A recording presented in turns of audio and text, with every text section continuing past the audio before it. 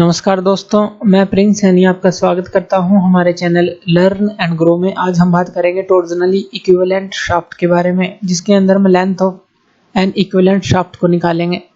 अब टॉर्जनली equivalent shaft होती क्या है? अब देखिए, पहले हमने जो भी शाफ्ट बात की उसका सेम डायमीटर हमने लिया, लेकिन कुछ इस तरह की भी शाफ्ट होती हैं जिनका डायमीटर अलग अलग होता है।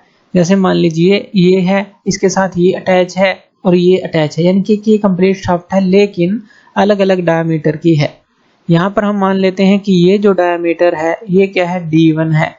ये जो डायमीटर है ये D2 है और ये जो डायमीटर है ये D3 है। और इनके एंड्स पर हमने रोटर्स को लगाया है, एक इस एंड पर और एक इस एंड पर। और ये जो रोटर हैं ये सेम फ्रीक्वेंसी के साथ अपोजिट डायरेक्शन में घूमेंगे। मान लीजिए अगर ये क्लॉकवाइज घूमता है तो ये एंटी क्लॉकवाइज घूमेगा, क्योंकि यहाँ पर हमें क्या चाहिए, एक ट्विस्ट चाहिए इस शाफ्ट के अंदर। और जो लेंथ है इन शाफ्ट की वो भी हम मान लेते हैं कि जो पहली शाफ्ट है इसकी लेंथ हम मान लेते हैं कि L1 है, दूसरी शाफ्ट है इसकी लेंथ हम मान लेते हैं ये L2 है, और जो तीसरी शाफ्ट इसके अंदर अलग डायमीटर की है इसको हम L3 मान लेते हैं। अब ये तो एक शाफ्ट हमें दी गई है डिफरेंट डायमीटर के, और डिफरेंट ये अलग अलग तरह की लेंथ है अलग अलग डायमीटर के लिए। लेकिन हम इसको जो एक इक्विवेलेंट शाफ्ट में भी इसको कन्वर्ट कर सकते हैं इस फिगर को, लेकिन उसके लिए हमारे पास जरूरी जो चीज होनी चाहिए वो क्या होनी चाहिए, जो एंगल ऑफ ट्विस्ट है थीटा वो उन दोनों का बराबर होना चाहिए। जो टोटल एंगल ऑफ ट्विस्ट है इक्वल होना चाहिए।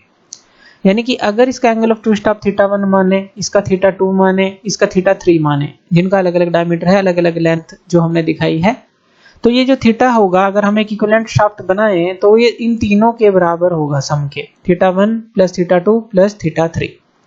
तो ये चीज क्लियर है कि ये जो चीज है बराबर होनी चाहिए दोनों शाफ्ट की, यानी कि टोटल एंगल ऑफ ट्विस्ट जो है सेम होना चाहिए। तो यहाँ पर हम एक इक्विवेलेंट शाफ्ट ले लेते हैं और यहाँ पर हम ये जो डायमीटर है इसको हम मान लेते हैं कि इसका जो डायमीटर है ये D है और जो इसकी लेंथ है वो L मान लेते हैं, और दोनों कॉर्नर पर एंड्स पर हम रोटर लगा लेते हैं। यही जो रोटर है इस डायरेक्शन में घूम रहा है, ये इस डायरेक्शन में घूम रहा है, और इसकी लेंथ हम ले लेते हैं, टोटल लेंथ हो गई अब इसकी L, क्योंकि सेम डायमीटर है। तो हमने इसको जो है इक्विवेलेंट शाफ्ट के अंदर कन्वर्ट कर दिया, ये फिगर उसके लिए बना लें। तो D1, D2 और D3 हम ले लेते हैं जो डायमीटर ऑफ द शाफ्ट्स हैं A, B, C, यानी कि हम इस शाफ्ट को A मान रहे हैं, इस शाफ्ट को B मान रहे हैं, इस शाफ्ट को C मान रहे हैं। तो D1, D2, D3 जो है इनके डायमीटर हो गए, L1, L2, L3 जो है लेंथ हो गई इन तीनों शाफ्ट की, θ1, θ2, θ3 ये क्या हो गए, एंगल ऑफ ट्विस्ट जो अलग अलग लेंथ के लिए हमने लिए हैं L1, L2, L3 के लिए। थीटा हो गया टोटल एंगल ऑफ ट्विस्ट। अब ये थीटा जो है इन तीनों के सम के बराबर होना चाहिए, तो थीटा हो गया total angle of twist. J1, J2, J3 ये हमने ले लिए पोलर मोमेंट ऑफ जो इनर्शिया है for shaft A, B, C के लिए, तो J1, J2, J3 हमने ले लिया। अब हमें पता है कि जो थीटा है θ1 प्लस θ2 प्लस θ3 के बराबर है। अब यहाँ पर हम टॉर्जनल इक्वेशन ले लेते हैं। टॉर्जनल जो इक्वेशन है T/J = C⁻L, ये दो टर्म उसकी ले लेते हैं और यहाँ से हम थीटा की वैल्यू को निकाल लेते हैं। जो थीटा है वो क्या आ जाएगा, यहाँ TL, L उस तरफ मल्टीप्लाई होगा और नीचे क्या आ जाएगा CJ, यानी कि थीटा की वैल्यू जो है हमारे पास ये आ जाती है इस टॉर्जनल इक्वेशन से। अब यही वैल्यू जो है थीटा की हम यहाँ पर इस फॉर्मूले में पुट कर देंगे। जो थीटा है हमारे पास किसके बराबर है, θ1 प्लस θ2 प्लस θ3 के बराबर, और ये वैल्यू पुट कर लेते हैं। थीटा की जगह क्या आ जाएगा, TL/CJ आ जाएगा। θ1 की जगह हमारे पास क्या आ जाएगा, ये आ जाएगा हमारे पास TL1/CJ1, यही आएगा। यहाँ पर T और C ये तो सेम रहेंगे, L1 और J1 जो हैं चेंज होते रहेंगे। तो इसी तरह से यहाँ पर ये क्या आ जाएगा, TL2/CJ2 आ जाएगा। इसी तरह से ये क्या आ जाएगा, TL3/CJ3 ये आ जाएगा। अब यहाँ इसको फर्दर सोल्व करेंगे तो देखिए T/C जो है यहाँ से कॉमन ले लेंगे आप इसमें से, और वो उस तरफ कैंसिल आउट हो जाएगा।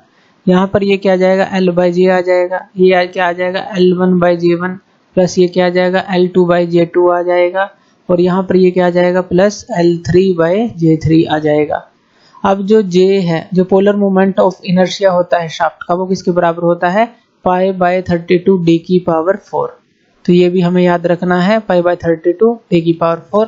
यहाँ पर हम इसकी वैल्यू को पुट कर देंगे। अब यहाँ पर ये L है तो L डिवाइड में यहाँ पर ये क्या आ जाएगा, π/32 d की पावर 4, क्योंकि इसका तो डायमीटर हमने d लिया है।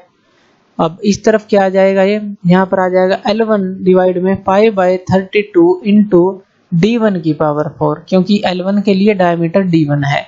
इसी तरह से L2 के लिए हम ले लेंगे, तो यहाँ पर ये क्या आ जाएगा, पाई बाय 32 इंटू d2 की पावर 4, प्लस इसी तरह से हम L3 के लिए ले लेंगे, ये क्या आ जाएगा, पाई बाय 32 इंटू d3 की पावर 4, ये आ गया। अब यहाँ पर देखिए जो पाई बाय 32 है, पाई बाय 32 है, ये भी कैंसिल आउट हो जाएगा, तो ये हमारे पास क्या आएगा, तो ये हमारे पास रिलेशन बन जाएगी जब पाई बाय 32 सबका कैंसिल होगा। अब यहाँ पर अगर हम एक्चुअल कैलकुलेशन की बात करें, वहाँ पर हम एक चीज अज्यूम करते हैं, जो हमने डायमीटर लिया है, जो हमने दूसरी शाफ्ट बनाई है, इक्विवेलेंट शाफ्ट बनाई है, उसको हम एक डायमीटर के इक्वल ले लेंगे, जो कि हमने पहली फिगर देखी थी। यानी कि यहाँ पर इस फिगर को ध्यान से देखिए, ये जो d है, हमें इन तीनों के डायमीटर में से एक डायमीटर के बराबर उसको एज्यूम कर लेना है। जैसे d को हम d1 के बराबर मान लेते हैं यहाँ पर, तो d हमने d1 के बराबर मान लिया ताकि हम आसानी से लेंथ को निकाल सकें। तो अब यहाँ पर ये क्या हो जाएगा, तो यहाँ पर L बाय यहाँ पर d1 की 4 लिख लेते हैं, क्योंकि d को हमने d1 के बराबर यहाँ पर एज्यूम कर लिया इसको सोल्व करने के लिए। यहाँ पर ये क्या आ गया, L1 डिवाइड में d1 की पावर 4, यहाँ पर ये क्या आ जाएगा, L2 डिवाइड में d2 की पावर 4, और यहाँ पर ये क्या आ जाएगा, L3 डिवाइड में d3 की पावर 4। अब यहाँ फर्दर इसको सोल्व करते हैं। d1 से जो है हम इस तरफ मल्टीप्लाई कर देते हैं, जो d1 की पावर 4 है, d1 की पावर 4 से यहाँ मल्टीप्लाई कर दें, और इन तीनों टर्म को भी हम d1 की पावर 4 से मल्टीप्लाई कर देते हैं, d1 की पावर 4 से। तो हमारे पास क्या आ जाएगा, इस तरफ तो L रह जाएगा क्योंकि ये कैंसिल आउट हो जाएगा, और यहाँ पर भी जब d1 की पावर 4 मल्टीप्लाई होगी तो यहाँ पर ये क्या आ जाएगा, L1 प्लस यहाँ पर ये क्या आ जाएगा, L2, और यहाँ d1 बाय d2 आ जाएगा और उसकी पावर 4 आ जाएगी, प्लस यहाँ पर जो L3 बाहर आ जाएगा, फिर से d1 बाय d4 आ जाए, d3 आ जाएगा और उसकी पावर 4 आ जाएगी, यही आएगी। अब ये जो हमारे पास रिलेशन बनती है, ये लेंथ के लिए रिलेशन बनती है, ये हमें L जो है इक्विवेलेंट शाफ्ट की जो लेंथ है टोटल, उसको निकालने में ये फॉर्मूला हेल्प करता है। L मतलब कि ये जो L है, इसको हम इस तरह से इस फॉर्मूले से निकाल सकते हैं, तो ये यहाँ पर एक्सप्रेशन बनता है। तो थैंक यू वीडियो देखने के लिए, और इसी तरह की वीडियोस के लिए आप हमारे चैनल लर्न एंड ग्रो पे हमें सब्सक्राइब कर सकते हैं। धन्यवाद।